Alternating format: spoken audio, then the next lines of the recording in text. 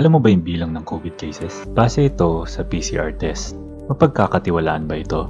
Ang SARS-CoV-2, katulad ng ibang virus, ay naglalaman ng genetic material na ang tawag ay RNA. Ang RNA fragments ay napakaliit at mahirap makita. Ang PCR test ay dinodoble ang mga fragment na ang tawag ay cycle threshold. Patuloy nitong dinodoble ang mga fragments hanggang sa may sapat na genetic material na matukoy. Karamihan ng molecular lab ay gumagamit ng 38 hanggang 40 cycles na kung ito ang gagamitin, aabot sa 1 trilyong beses ang amplification.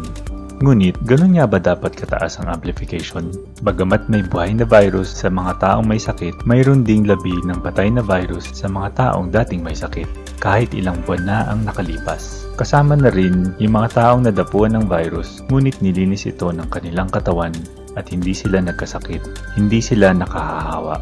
Ang totoong may sakit ay madaling mag-positive sa mababang cycle threshold dahil sa mataas ang viral load na dala nila. Ang mga sample sa mga taong gumaling o nahawa ngunit hindi naman nagkasakit ay nangangailangan ma-amplify ng bilyong-bilyong beses upang makakuha ng isang positive result. Yun ang dahilan kung bakit inirekomenda ng mga scientifico ang testing na hindi hihigit sa 30 cycle threshold. Ano kaya ang mangyayari sa mga bilang ng COVID cases kung ibababa ng mga molecular lab sa 30 cycles? Sa isang lab sa New York, nabawasan ng 63% ang mga cases. Naggawin din ito sa isang lab sa Massachusetts. Halos 90% ng cases ang nawala.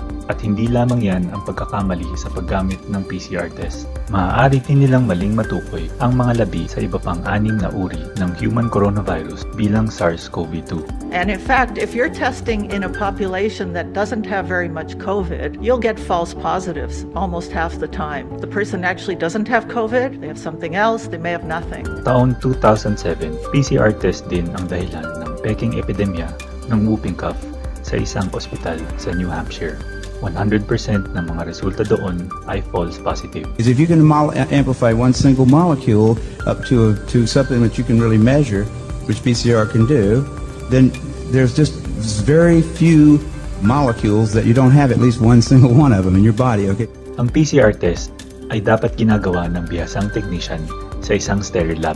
Ngunit ito ay kasalukuyang ginagawa ng mabilisan at maramihan ng mga technician na kulang sa training at nababaon sa dami ng test sa isang araw. Kaya sa susunod na makita mo ang bilang ng mga cases, tanungin ang sarili, gaano ba talaga karami ang totoong may COVID?